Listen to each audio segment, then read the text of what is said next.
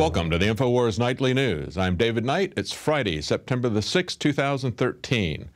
Now, a lot has happened in the last week. If you remember, about a week ago, last Friday, it is apparent that Obama was going to launch missiles against Syria, probably starting the very next day. He had scheduled a press conference. And we were seeing from CNN how accurate these missiles are going to be. They were talking about how they were going to do, there were surgical strikes. There was going to be very little collateral damage. It's going to be a very limited war. They were talking about how war-weary Obama was, but it wasn't Obama that was weary of war. It was the American people, and they're tired of being lied to. So Obama, desperate to cover up his scandals at home, was trying to find some way to bolster his move, even though he's been deserted by his allies and vetoed by the UN. So he announced that he's going to go before Congress. Now, that's very interesting because in confirmation hearings of Leon Panetta as well as John Kerry, they were openly contemptuous of the idea that they would go and get approval for any kind of war action from Congress. But that's where we are right now. And the question asked by this Infowars story that's actually from Zero Hedge says, are pro-war senators' votes being bought with 80% more defense lobby money? Wednesday's 10-7 vote in the Senate Foreign Relations Committee kind of breaks down along the lines of who's getting the most money from the defense industry, from the military-industrial complex. If you look at this chart here, those on the left in green are the ones who voted for war. Those on the right in red are the ones who said no. They averaged out what these different senators got. And, of course, McCain is getting a huge contribution. He's the one on the far left, the green line on the left. They averaged out the yeses and the nos, and they see that there's 83% more money given to those senators who voted yes. Now, this is something that Zero Hedge has pointed out before, that the most profitable business in the world is lobbying Washington. If you were going to invest in a blue chip stock, you would only get about an 11% return on your investment. But if you do something like lobby Congress for oil subsidies, you get a 5,900% return on your investment. Or with a tax break, 22,000%. Or with drug pricing, you can get a 77,000% increase. That's the way it goes. And so the question is, will Congress be bought or maybe even blackmailed into going along with Obama? If they do, will that alienate an awakening public even more? If they vote against Obama, will he, in order to try to save face, to distract from scandals here at home, will he add to his list of impeachable offenses an attack without congressional authorization? Well, we've got a breakdown from Think Progress, and they're taking a look at the pulse in the House. In the Senate, Obama looks like he may get what he wants in the Senate. But in the House, it's a different story. If we look at this chart from Think Progress, as of yesterday, according to their tally, it looked like there were 49 yes votes and 199 no votes. And you can see in that chart there, the blues are the Democrats and the reds are Republicans. The dark blue are those who are definite or maybe no's. The dark reds are those who are definite or maybe no's on the Republican side. And then those bright colored ones down at the bottom, those are the yeses for war on the Republicans and Democrats, or the leaning towards yes from the Republicans and Democrats. So you can see he's got a lot of room that he needs to make up here, and it doesn't look like at this point he's going to get the authorization from the House. Why is that? I mean, it looks like the Republicans are not willing to fall on the sword in order to save Obama's prestige. And maybe they're not willing to push you or your spouse or your son or your daughter on the sword in order to save Obama's prestige. Well, as you saw in that previous article with the graphic, McCain gets far more money than anybody else on that committee that was voting to move this forward to a full vote. He's getting a lot of pressure from his constituency.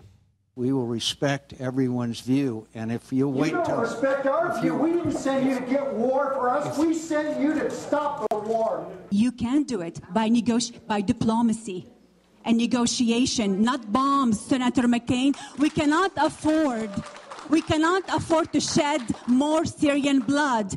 Personally speaking, I have a cousin who is 18 years old, just was killed 10 days ago by the so-called rebels and Al-Qaeda, and they're not Syrian.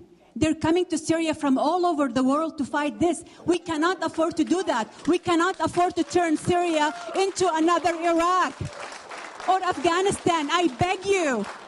My family is there. There's so many good Syrians. The majority of the Syrian people want to save their country. And you need to also listen to the majority of the American people who do not want you to go there. This is not an issue that we could take so lightly, Senator McCain. Enough is enough. We do not want another engagement in the Middle East. We don't want Al-Qaeda to take over. We don't, whether you like Bashar al-Assad or not, I am not a fan either. So what do warmongers like John McCain, those who are selling war to us that we're not buying, what do they do to change our hearts, to win our minds? Well, take a look at this headline as a G20 summit was about to start. Kerry hopes for Russia's change of heart on Syria. Well, Putin wasn't buying any of that. He blatantly called Kerry a liar.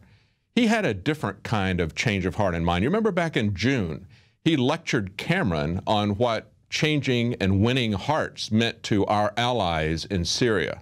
I believe you will not deny the fact that one hardly should back those who kills their enemies and eat their organs and all that is filmed and shot. Do you want to support these people? Do you want to supply arms to these people? That's right. So when Kerry said that, the world laughed. It wasn't just Putin that was calling him a liar. Everyone knows that he's a liar. So what do they do to win our hearts back? They have to engage in fear-mongering. That brings us to our quote of the day before we talk about what they're possibly going to do. This is the definition of terrorism: the use of violence and intimidation in the pursuit of political aims. Well, at the very least, Lindsey Graham is engaging in fear-mongering. In a report from U.S. News and World Report, he went to South Carolina, to Goose Creek specifically, just outside of Charleston, and they report that his hawkish posture confronts a war-weary voters in South Carolina. Graham says that if there is no response to Syria, Iran will not believe America's resolve to block Iran from developing nuclear weapons. Graham also said those nuclear weapons in the hands of terrorists could result in a bomb coming to Charleston Harbor.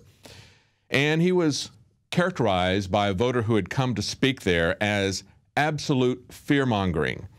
This person who said this said that he was a professed former avid viewer of Fox News and Rush Limbaugh. He said that ending the conflicts in Iraq and Afghanistan awoke him to the grim reality of the Middle East and of perpetual war. Yes, people are waking up. Now, in a breaking news story from Infowars today, Senator Graham warns of a nuke strike after missing Warheads report. Now, on the same day that Infowars reported that nuclear warheads are being transported from Abilene to South Carolina, Senator Graham made those comments, those fear-mongering comments about a nuclear weapon coming to Charleston Harbor in the belly of a ship. And this is a report that we had 2 days ago at the time that he made this announcement. We reported that Daesh is beginning to move out nuclear warheads today. I got a tap from Dermo earlier. He said it was the first time they'd ever even acknowledged since being put there in the 80s that they had nuclear warheads. No signature was required for transfer. There was no directive. He said that Daesh commander was on site to give authority to release. No one knew where they were going really, but the truck driver said to take them to South Carolina, and another pickup will take them from there perhaps. Okay, so there we have, at the same time we got that information and published that, Lindsey Graham was in South Carolina near Charleston, scaring people about the idea of nuclear weapons coming to Charleston, coming to South Carolina. Now, Anthony Gucciardi has a follow-up on this. I'm Anthony Gucciardi, and last Tuesday, myself and Alex Jones delivered an exclusive report on super high-level military intelligence that revealed to us there was a Black Ops-style, unsigned nuclear warhead transfer going on from Daesh Air Force Base in Texas to South Carolina. That's all we were told. This is a credible source. We were very concerned. Yesterday night, we got a news tip through the news tip option on our websites that Lindsey Graham had come out and said that if we don't attack Syria, he expects, he fears, and he warns that a nuclear attack could be carried out in South Carolina through some type of boat or something like that. That immediately When I read that, my heart was pounding. We came out with this news. We are actually a little scared. This is the most important thing we may have covered in recent years. And Lindsey Graham is now warning of this nuclear attack. What I'm going to do today is I already called Dyess Air Force Base. They gave me the runaround, told me to call back, told me they were going to call me back as soon as they could. They never called me back. We're going to call not only Dyess Air Force Base and set the record straight, we're going to contact Lindsey Graham in his office, and we are going to ask for answers immediately. We're looking at a potential nuclear attack in the United States, potentially carried out by the U.S. government or elements of the rogue government inside the U.S. government, taking these nuclear weapons, or whoever took them, from Texas, delivering them to South Carolina. This is an exclusive, a massive bombshell report. We're going to call them right now. Public Affairs, Captain Gillibo. Hey, how's it going? My name's Anthony Gucciardi. I just wanted to ask you a couple questions if you have the time. Sure, what's going on? Great, cool. So, well, a couple days ago on Tuesday, we received intelligence reports and a bunch of stuff we found also coinciding with people in the Dyess area that there was some type of transfer going on to South Carolina from your Air Force base. Do you know anything about that? What we'll have to do here is you'll have to just let me know all of your questions, and I'm going to have to look into them, and I'm going to have to get back to you. Well, so you want to know about some weapons transfers? Well, actually, I never said anything about weapons. Are you aware of a weapons transfer that must have gone on then? Let me clarify your questions, and then I'll get them down, and we will have to get back to you. Well, I'm just wondering if there was a transfer. I didn't say anything about weapons, but was there a weapons transfer going on? It seems to indicate that you were saying there was a weapons transfer of some kind. Let me just give you a little bit about my intelligence on this subject. We know from high-level military sources that we're not going to talk about that there was indeed a nuclear warhead transfer from Dyess Air Force Base.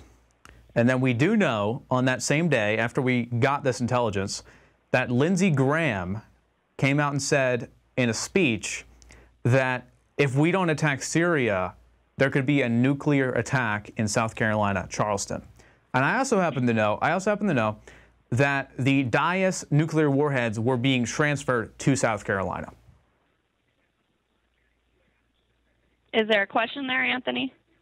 I am wondering, was there a transfer of any type of weapons, as you seem to have indicated? This is a serious thing. If there are nuclear warheads coming from Dyess Air Force Base to South Carolina, and then Lindsey Graham comes out and says, if we don't attack Syria, then terrorists are going to blow up South Carolina, Charleston, it's a big deal. I actually originally called you on Tuesday, and it was kind of just a little funny thing, like, you know, I knew you wouldn't tell me anything, but this is actually a serious thing. We're talking about a nuclear issue here. Okay. Well, like I said before, if you just give me your questions, and that's my question. Was there a transfer of any kind? I asked if there was a transfer. You seem to acknowledge that there might have been a weapons transfer. Was there a weapons transfer of any kind going on to South Carolina? Do you have a number or an email that I can get back with you? Well, you have my number. I called you before. You said you would call me back in a timely manner. There was no call back, and I don't think you're ever going to call me back. Okay. I think that was somebody else in my office, and I don't believe you left a number with them. Well, we left the number. Okay. So will you please give it to me again? Sure. We'll give you a number. So when are you guys going to give me a call back with some answers? We can probably get back to you by the end of the day. And you are just looking for the question that I have right now. Was there a transfer? Was there a transfer of any kind to South Carolina? Mm-hmm. Second question, does Dyess Air Force Base admittedly have nuclear weapons? Third question, are you aware of the fact that Lindsey Graham said there might be a nuclear attack in South Carolina? Fourth question, if there was a transfer, where was it going to? Hold on. Can you please slow down? Sure. The one I left off was, does Dyess have nukes? And what was the question after that? Was the transfer going to South Carolina? Okay. And are you or any of your higher-ups concerned whatsoever that Lindsey Graham says there might be a nuclear strike on South Carolina based on the intel that Dyess Air Force was transporting nuclear warheads to South Carolina just hours before he came out and said that? Yeah, we'd really appreciate you calling us back today. And please, as soon as you physically can do so, please give us a call back. Okay, we will look into the answers, and we will get back with you. Do you have an email address that works? Anthony@Infowars.com. I just wanted to ask you one question on a personal basis. Does it trouble you that there is intel of nuclear warheads coming from Dias hours before Lindsey Graham says that there could be a nuclear strike from terrorists in South Carolina if we don't go to war with Syria. Does that trouble you? Again, Anthony, I'm sorry, but I'm going to have to get back with you on these answers. Okay, well, we'll talk with you later today. We'll be expecting the call. All right, sounds good. Thank you. Thanks, bye. Well, there it is. This woman, I think it's exactly the same woman I spoke to last Tuesday. No answers. They say they'll call us back. I don't know if they will. If they do, we will have it here on video in another special report, and we'll see what they say to those questions. Of course, they're probably going to say, no, we don't have nukes. There was no transfer. You're crazy. And no, we don't even know what Lindsey Graham's talking about. We never heard about that. But I will try the best I can to pry some information from what they tell us and get to the bottom of the issue and seek truth in news. I'm Anthony Gucciardi. Everyone needs to look at this. Everyone needs to look at these reports. We do know what's going on. The intel is right. This guy's been right time and time again. And it would be one thing if the intel was there, but the other entire thing that turns us into an insane explosion of information is that Lindsey Graham came out just hours later and said that there could be a nuclear attack on South Carolina if we do not go to war with Syria. I'm Anthony Gucciardi. I'll be joining you soon again with another call. Well, that call was made much earlier today, and as of right now, they have still not called us back. And of course, he called them on Tuesday asking for information. They have not returned any of our calls, giving us any more information about whether that is a real transfer, not verifying that, or whether that is just a coincidence or a drill or what it is. But hopefully, a false flag attack has been avoided. We'll see what happens. Now, with all this talk of war, with all of this movement of troops and planes and ships to the coast of Syria, to try to get our mind off of what's happening here at home, we need to remember that they are still firmly fixed on violating our rights here at home and spying on the American people. We are really in the crosshairs, even more so than Syria. In a report from Wired magazine, yet more revelations about the NSA spying. The NSA's decade-long plan to undermine encryption includes backdoors, stolen keys, manipulating standards. They say without the ability to actually crack the strongest algorithms that protect data, the intelligence agencies have systematically worked to thwart or bypass encryption using a variety of underhanded methods. Part of a highly secretive project codenamed Bull Run has included pressuring vendors to install backdoors in their products to allow intelligence agencies to access data and getting encryption keys by pressuring vendors to hand them over or hacking into systems and stealing them. You know, they talk about this as basically the rubber hose method. It's a way that they can get it, very low-tech way to get it, just brute force, threatening, blackmailing people to put in backdoors into software. And it has a very pernicious effect on everyone. It's not just the government then that has a backdoor into the software. This is what a technology expert says about this. He says the encryption technologies that the NSA has exploited to enable its secret dragnet surveillance are the same technologies that protect our most sensitive information, including medical records, financial transactions, and commercial secrets.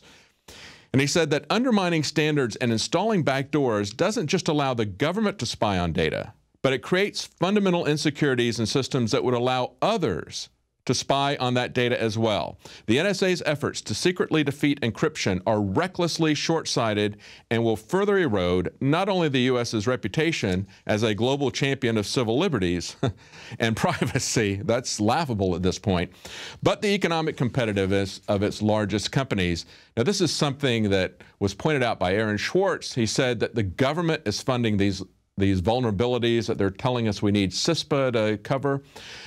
But they're the ones who are creating these vulnerabilities. They're the ones who are making the internet unsafe. They're the ones conducting most of the cyber attacks. And as the New American points out, they say, who are the NSA's corporate partners in all of this? In other words, who are the quislings of cyberspace? They say court documents filed by Google and obtained by consumer watchdog. The tech giant, Google, argued that a person has no legitimate expectation of privacy in information that he voluntarily turns over to third parties. Basically, Google claims the right to read the email of all of its customers in order to push ads to them based on keywords in the communication. Now, understand what they said here. I want to repeat that and emphasize that. A person has no legitimate expectation of privacy in information that he turns over to Google or to any third party. That's the position of Google.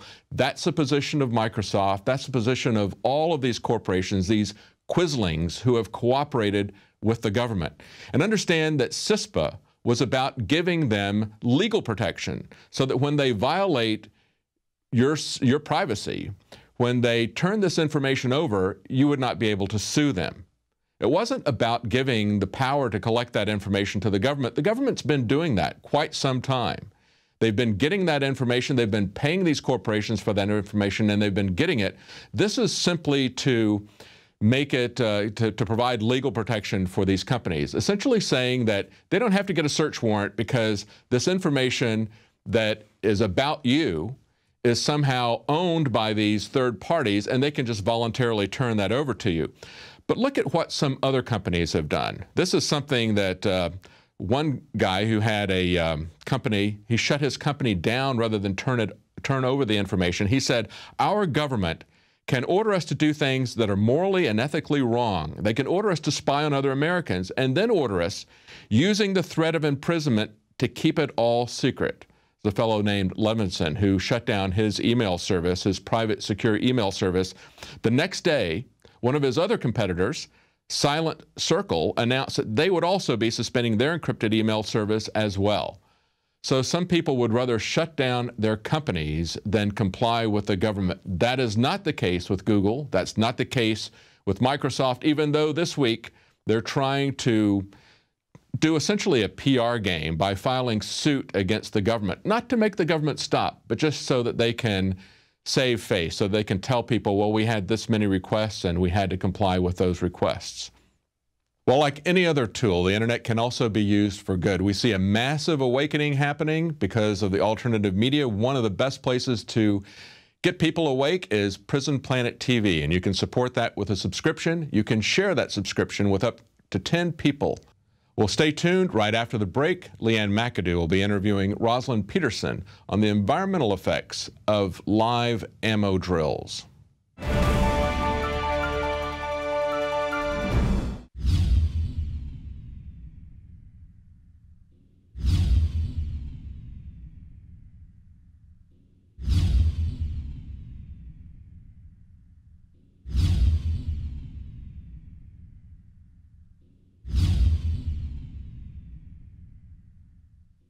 Are we choosing our own destiny, or has it been pre-selected for us? As we've moved through history, every great leader has had to understand the potential of information. Billions of dollars have been spent, privately and publicly, looking at how to tap into your psyche. From compulsory state education to the Hollywood media brainwashing machine, we are kept in perpetual bondage to the ideas that shape our actions. When somebody obscures that feedback loop between you observing and testing it out and verifying it, they can take total control of your awareness. All of this is happening so fast, you need to be ahead of the game. How to engineer the opinion of the American people so that they would not only endorse but demand a war. Oh, there's another one. Another plane just hit. State of Mind, because there's a war on for your mind. Get your copy of State of Mind, the movie, at Infowars.com. And remember, every order at InfoWarsStore.com receives a free citizen rulebook. Dolphins have been making headlines recently, and it's not because of how freaking cute they are. It's because they're dying in record numbers off the East Coast, and a lot of the dolphins that the researchers are coming into contact with are deaf.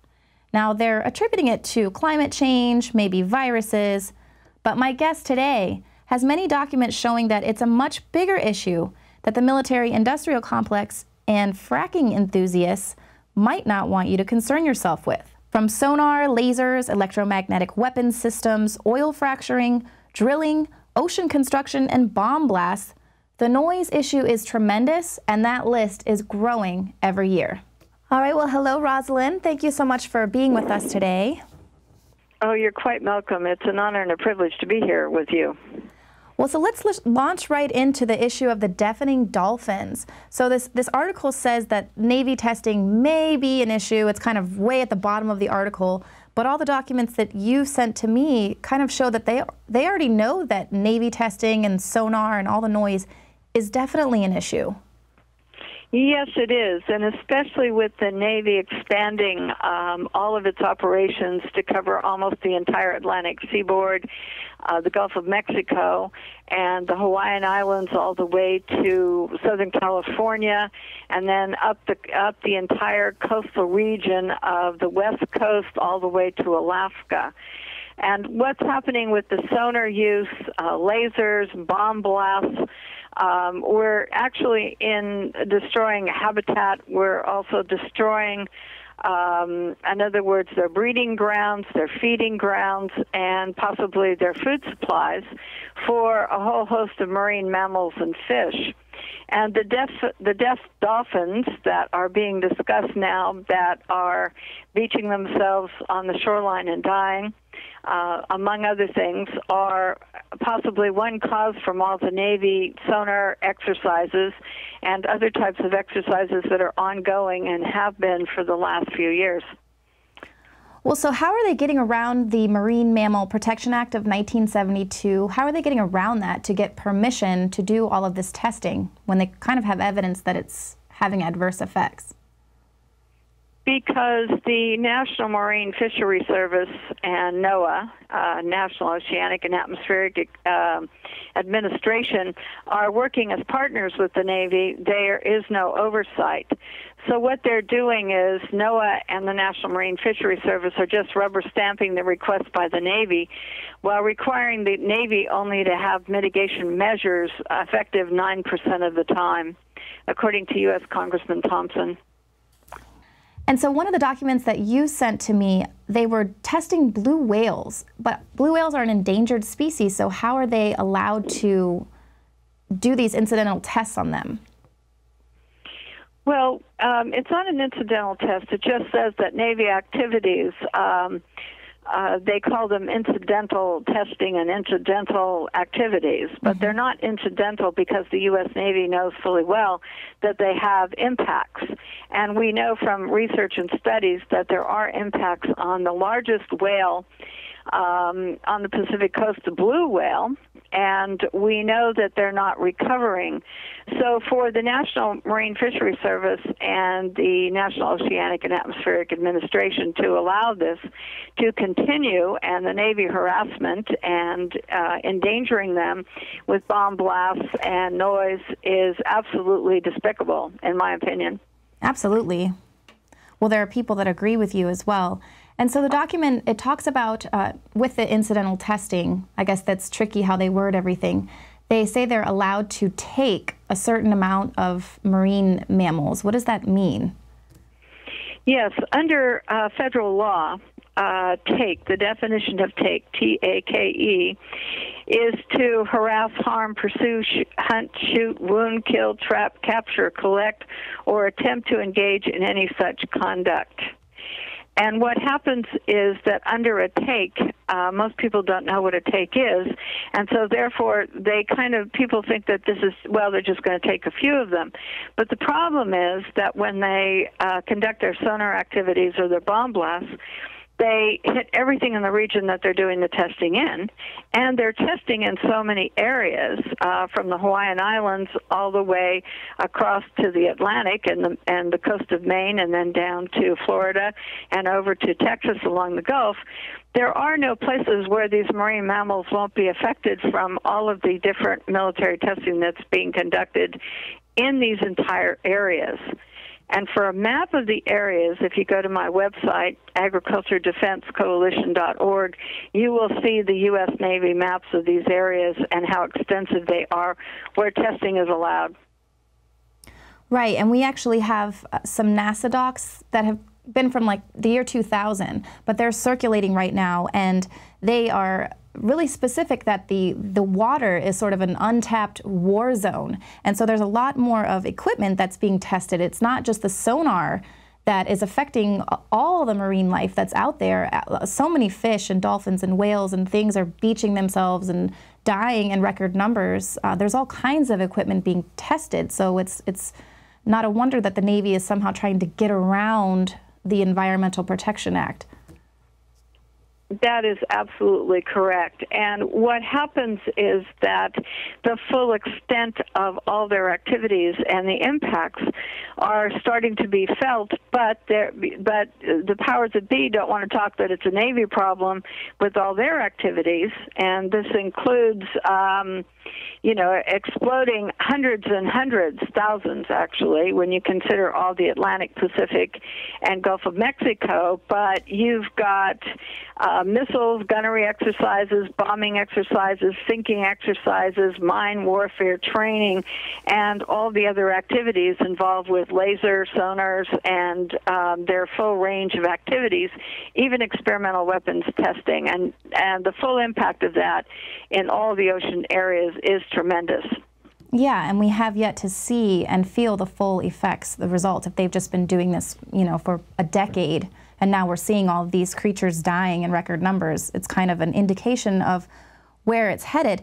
And so it's not also just military testing. They're also doing oil digging, and now fracking is an issue. We have a report up that California coastal regulators said they weren't even they were unaware that the oil companies that were out there were fracking. So they don't even know this stuff is going on. How are they even supposed to regulate it?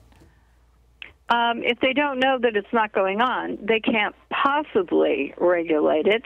And also, the Shell Oil and other oil companies are using advanced sonar technology also to conduct their activities. So they're also creating noise in the ocean and creating different types of circumstances where marine mammals would be impacted on a great level. And with no regulation and no one knowing, they certainly haven't been able to have our congressmen or our senators even engage in a conversation that you can't add this to Navy testing and say that it's okay for our marine mammals. Exactly. They're just not even allowing them to have the research by just avoiding altogether, letting them know that they're dumping fluids and hundreds of chemicals that are involved with the fracking and just releasing it into the ocean. And there's no testing, there's no evidence, there's no regulation. So we don't even know what's going to happen. Now, you mentioned some members of Congress, and I know that there are quite a few of them that have been pretty vocal in letting the administration know that there is some real concern here. I think you mentioned one of them said there was going to be 2.5 million sea creature deaths this year, or? Well, let me give you a letter from 7 senators and U.S. Congressman Henry Waxman, and I'll just read you a short quote of the letter that they wrote in concern about Navy programs. Quote, "In many regions, the Navy plans to increase the number of its exercises or expand the areas in which they may occur, and virtually every coastal state will be affected. Some exercises may occur in the nation's most biologically sensitive marine habitats, including national marine sanctuaries and breeding habitats. In all, the Navy anticipates more than 2.3 million takes. Significant disruptions in marine mammal foraging, breeding, and other essential behaviors per year, or 11.7 million takes over the course of a 5-year permit."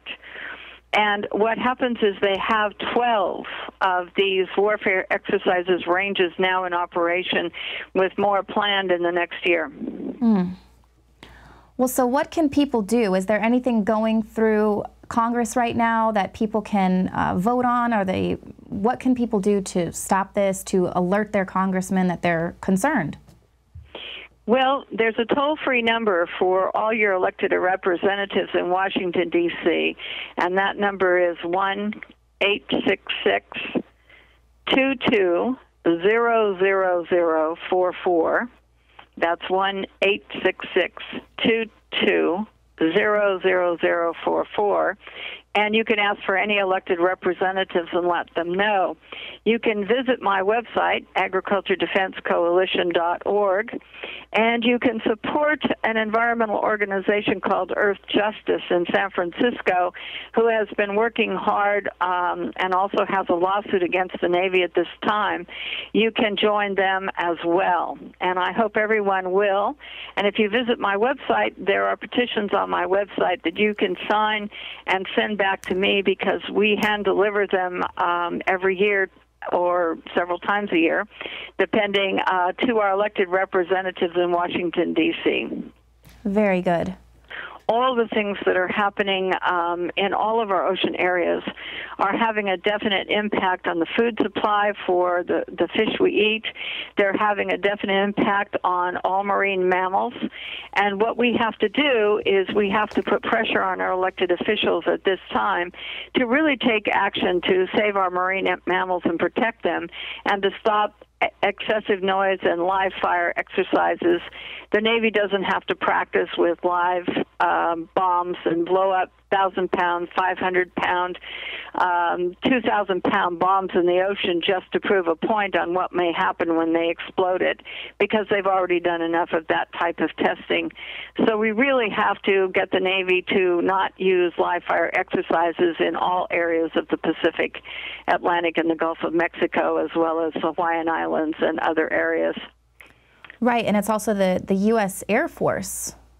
Yes, the U.S. Air Force asked for a permit to actually drop bombs on the manatee area in Florida, where they had their breeding habitat. And this cannot just go on. We know what the bombs do when they drop. We have warfare land ranges for testing. There's no reason to have these kind of exercises dropping bombs into the Pacific Ocean or the Gulf of Mexico or the Atlantic. Absolutely. There definitely isn't. And I grew up on the beach, so dolphins and manatees are very near and dear to my heart. So this really, it really upsets me when I read these articles.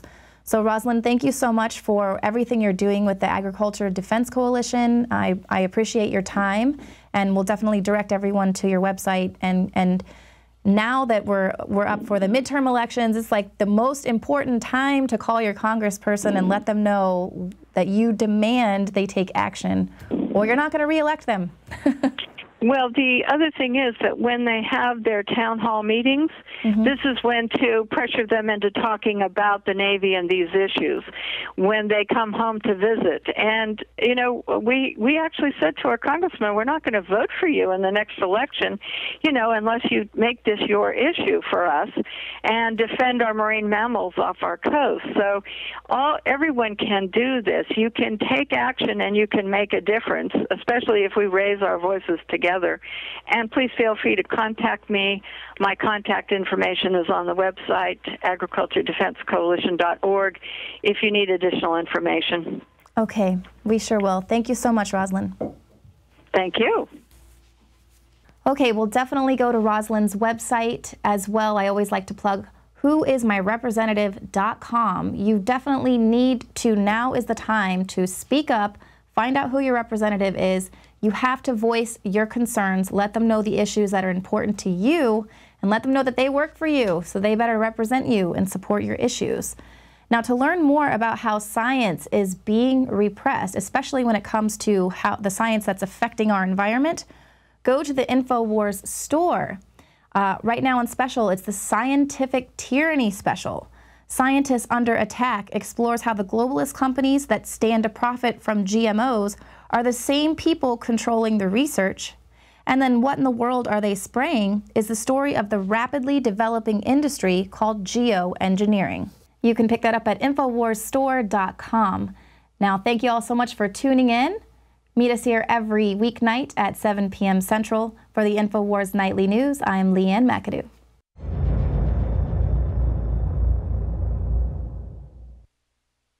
Now you can watch Alex Jones live at Infowars.com/show. You'll find links to all of our content there and a free 15-day trial for Prison Planet TV. You can also browse the network, the Infowars Nightly News, and over 60 movies and documentaries all together in one place. You can watch the Alex Jones radio show live as it happened. So check it out, Infowars.com/show.